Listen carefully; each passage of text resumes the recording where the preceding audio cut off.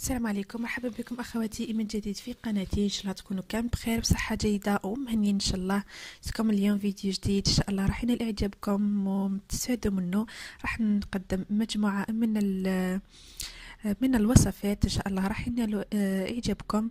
راح نحضر ان شاء الله حلوه الكراوش بطريقه جديده جد سهله، ماكمش راح تعجزوا خلاص انكم تخدموها ويجيو بنان بذوق الكاوكاو والجلجلانيه. يجيو صراحه يجيو رائعين جدا ويجيو سهلين في التحضير، ماكمش راح تعجزوا خلاص باش ديروهم. ان شاء الله التحليات شهوة رمضان ان شاء الله. وايضا حضرت وصفه، حضرت العشاء، عشاء خفيف ظريف، وصفات رائعه جدا في متناول الجميع وصحيه. نبداو بسم الله على بركه الله.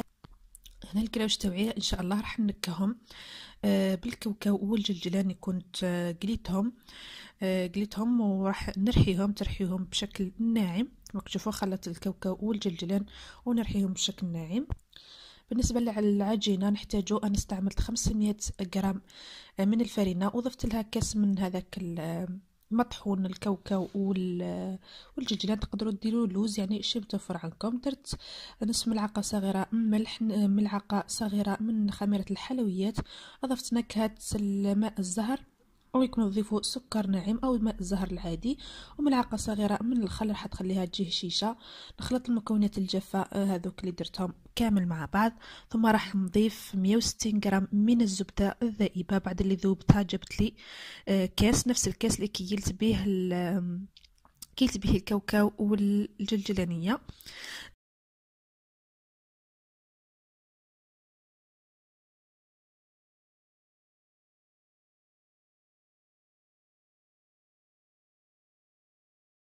نخلطهم جيدا، ثم نجيب كاس من الحليب، حليب بارد عادي، وراح نلين به العجينة تاعي. يعني تحتاجي كاس ربع على حساب الفرينة. انا احتجت فقط كاس معمر من الحليب، نفس الكاس اللي كيت به الزبدة والكاوكاو والسمسم. ونلين العجينة تاعي كما راكم تشوفوا بالحليب. ماناش راح نعجنوها، فقط نليموها، نعجنها واحد شويه هكذا، واحد دقيقتين فقط باش يتجانسوا المكونات مع بعض وترطب لي العجينه تاعي. لكن نشوف بعد ترطبت لي العجينه راني نشكلها على شكل كريات على حساب الحجم، يعني على حساب البلان طرافاي تاعك. كل ما كان كبير كبري العجينه باش يعني ثم تخلصي. نبدا نحل عفوا العجينه تاعي بالفرينه. نرش الفرينه او نحل بالحلال، نحللها رقيقه جدا بشكل رقيق جدا. نحلها مليح اشاك فوا ندير الفرينه باش ما تلصقليش وتتورق لي العجينه تاعي. ونحلها، ما نحتاجوش الاله هذيك تاع الاله اللي تحلنا العجينه، فقط نستعملوا الحلال. نحاولوا نحلوها بشكل اللي راكم تشوفوا فيه في الفيديو.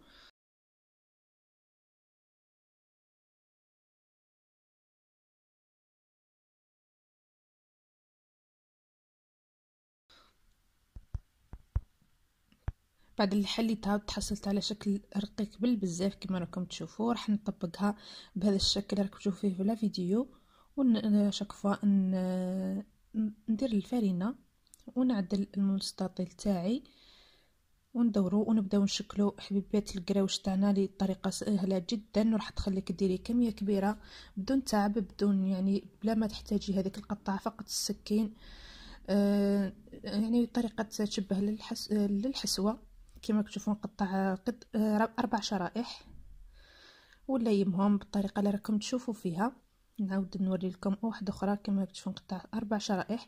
بالنسبه للطول تاعهم اذا بغيتيهم بشكل صغير، انا درتهم بحجم كبير.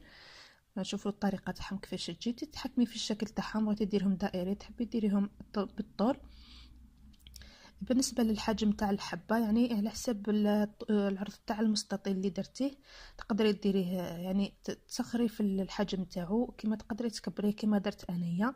احسن يجيو كبار يجيو باهيين ثم يعني تخلصي في الشكل تاعهم. كما تشوفوا راني ندير اشكال مختلفه، فقط ندورهم يعني نليمهم مع بعض. انا كما راكم تشوفوا. نخليكم على فيديو راح تفهموا اكثر واكثر.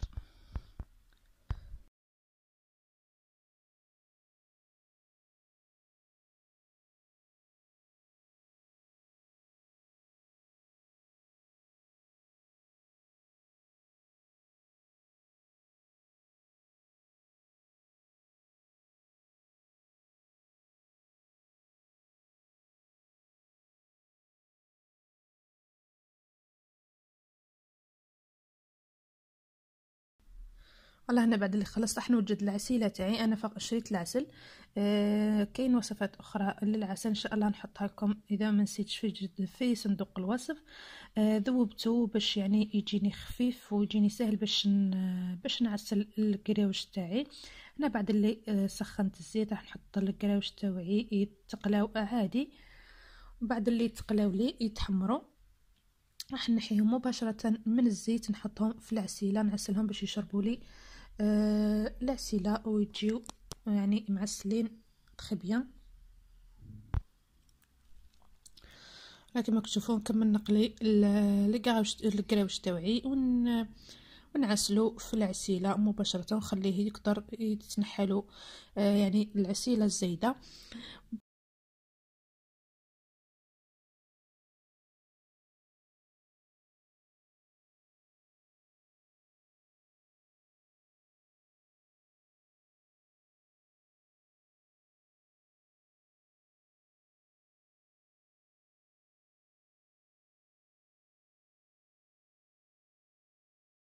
بعد اللي يطيبوا كامل هنايا جبتهم راح نحطهم في سنيوه ونزينهم زينهم بالكاوكاو هذاك والجلجلانيه اللي كنت رحيتهم فضلوا لي شويه راح نزين بهم ونزين بشويه تاع جلجلان بيضه. ولا كما كنتوا تشوفوا في الفيديو.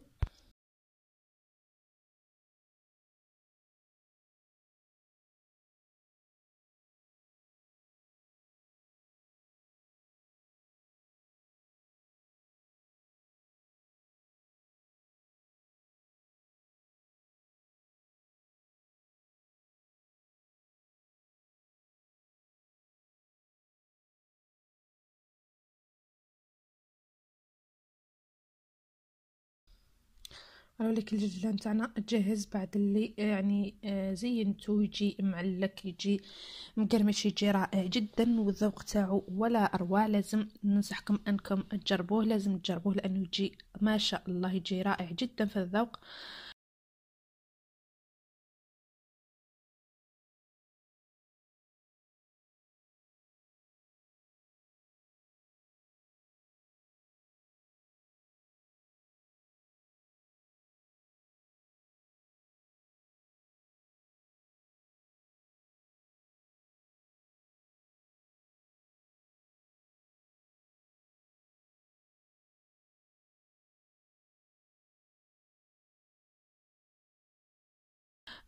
بعد اللي خلصت القراوش تاعي توجهت مباشرة باش نوجد العشاء. درت عشاء خفيف ظريف وصحي للناس اللي يحوسوا على الاكل الصحي.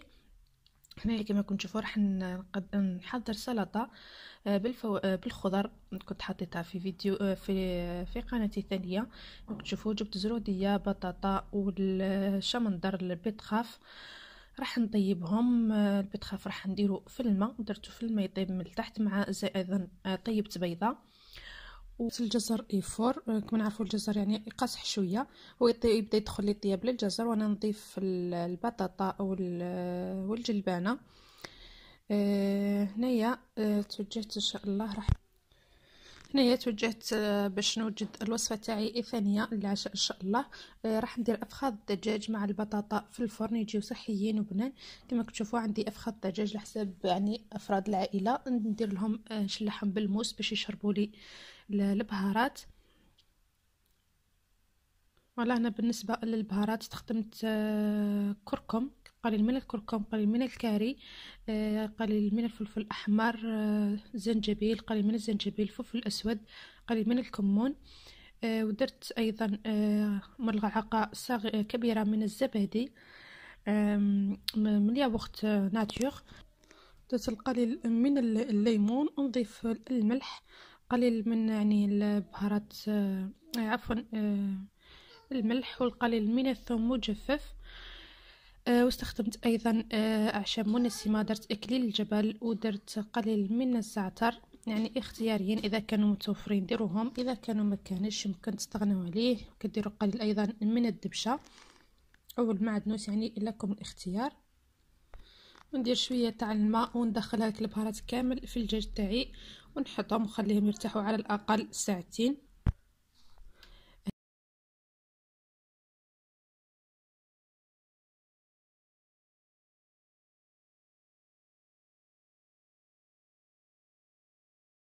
هنايا راح نرافق الدجاج تاعي مع البطاطا. كما تشوفوا قطعت البطاطا الى قطع الى دوائر، حطيتهم في الماء والخل.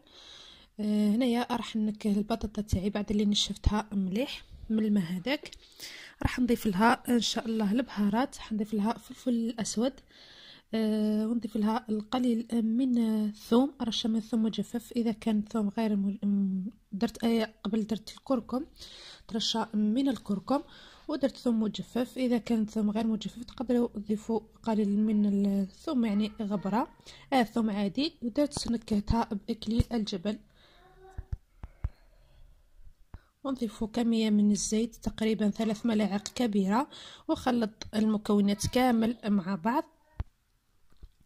البطاطا تاعي بعد اللي خلطتها مليح مع هذاك من البهارات، نجيب البلا تاعي اللي يدخل الفرن. فرشت بابي كويسون ونحط البطاطا تاعي، ثم نجيب ورق من ورق المطبخ اخر نحطه على الوجه، ونحاول اني نسكر كامل، يعني نسكروه مليح باش يبقى البخار كامل داخل ويطيب لي البطاطا تاعي في مده قصيره كما راكم تشوفوا.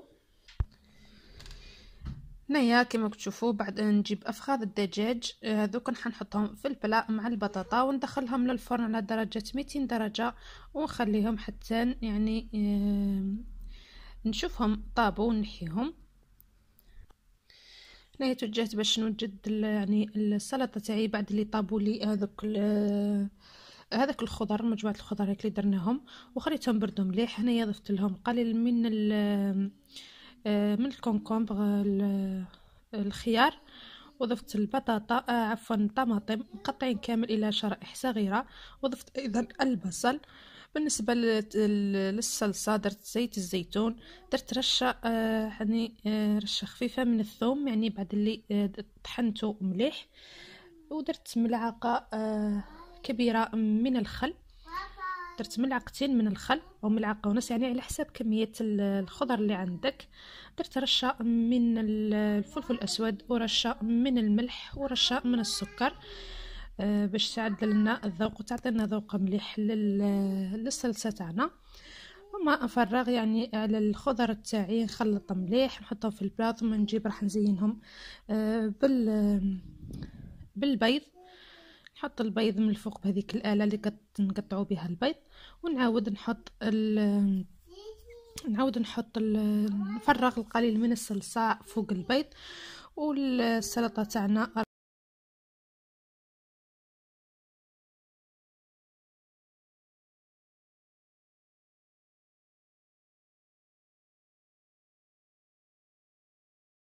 راهي جاهزه كما تشوفوا. هنايا البطاطا تاعنا طابت، بعد يعني متفوت لكم واحد 20 دقيقه نص ساعه، طلعوا عليها تشوفوها طابت. فقط تخرجوها، تنحيوا لها البابي كويسون هذاك اللي من الفوق، تعاودوا تدخلوهم وخليهم يحمروا هي والدجاج، راح يطيبوا يعني في نفس الوقت، راح يطيبوا مع بعض. هنايا خليتهم تحمروا وخرجتهم بعد اللي طابوا. بالنسبه للبطاطا راح نضيف لها شويه تاع الملح، لاني ما نديرلهاش انا البطاطا كتعود طيب ما نديرلهاش الملح في الاول، خليها حتى نطيب ومن بعد ندير لها الملح. ولا هذه البطاطا تاعنا جاهزه، والدجاج تاعنا ايضا جاهز، يجي بنين، يجي رائع جدا. نتمنىكم تجربوا هذه الخلطه، تجي بنينه بالبزاف. شوفوا اللون تاعو راه يشهي. وحضرت السلطه كما راكم تشوفوا، الاطباق تاعنا راهم جاهزين والحمد لله. ورافقتها ايضا درت الخبز، لكن ما صورتلكمش، راح نديرو ان شاء الله في قناتي الاولى، يجي رائع جدا وصحي. ان شاء الله تجربوه، يعني يجي روعه بالبزاف، راح نديرو ان شاء الله. هذا هو الفيديو تاعنا نهار اليوم، والعشاء تاعنا نهار اليوم. ان شاء الله ينال اعجابكم تستفادوا منه. في الاخر ما عليا غير نقول لكم تهلاو في رواحكم، تلقاو في فيديو اخر ان شاء الله. اترككم في حفظ الرحمن، والسلام عليكم ورحمه الله تعالى وبركاته.